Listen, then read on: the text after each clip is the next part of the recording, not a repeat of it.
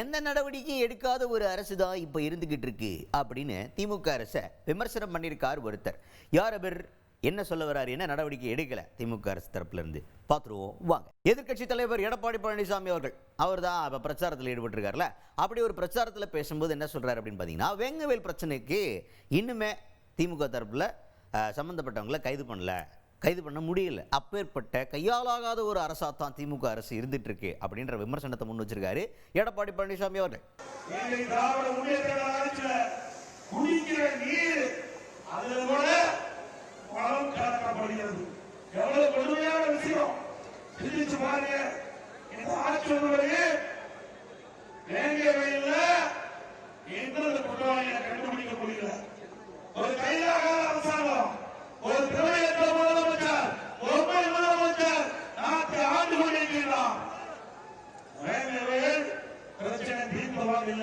Next என்ன அப்படின்னு பார்த்தீங்கன்னா, இப்போ நடந்துகிட்டு இருக்க பிரச்சாரத்துக்கு போலீஸ் பாதுகாப்பு சூப்பராக இருக்கு, ஓரளவுக்கு பரவாயில்லாமல் பண்ணிடுறாங்க.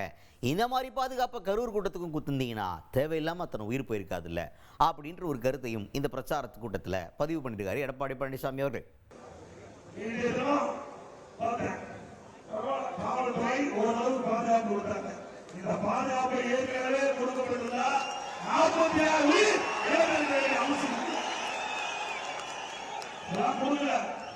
ஏதோ எதிர்கட்சியில் இதுபோல் குற்றம் சுமத்தவில்லை.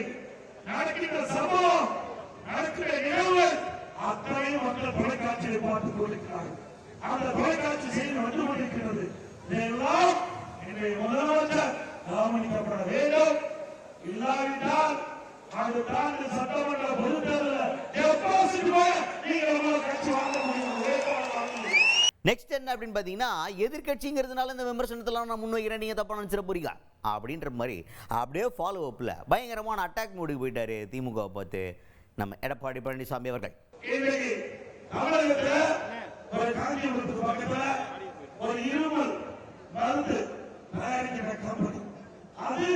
தமிழ்நாடு அரசுக்கே தெரியல.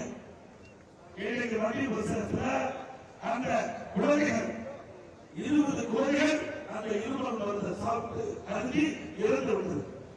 ஆனால் தமிழ்நாட்டில் இருக்கிற அரசுக்கு சுகாதாரத்துறைக்கு இப்படிப்பட்ட மருந்து தயாரிக்கிற கம்பெனியே தெரியல. அப்படின்னா எவ்வளவு இந்த அரசு மக்கள் மீது அக்கறை கொண்டிருக்கிறது, இந்த நாட்டு மக்கள் மீது எப்படி அக்கறை கொண்டிருக்கிறது, நாட்டை எப்படி காப்பாற்றிக் கொண்டிருக்கிறார்களே நாம் எண்ணி பார்க்க வேண்டும். இன்றைக்கு மத்திய பிரதேச அமைச்சர் சொல்லுகிறார், இன்றைக்கு நம்முடைய தமிழ்நாடு அரசு சுகாதாரத்துறை அழிச்சிட்டால் ஏற்பட்ட முழுமையான நிகழ்வு என்று குற்றம் சாட்டியிருக்கிறார்.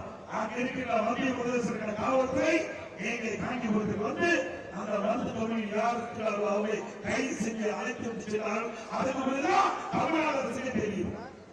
இப்படிப்பட்ட அவல ஆட்சி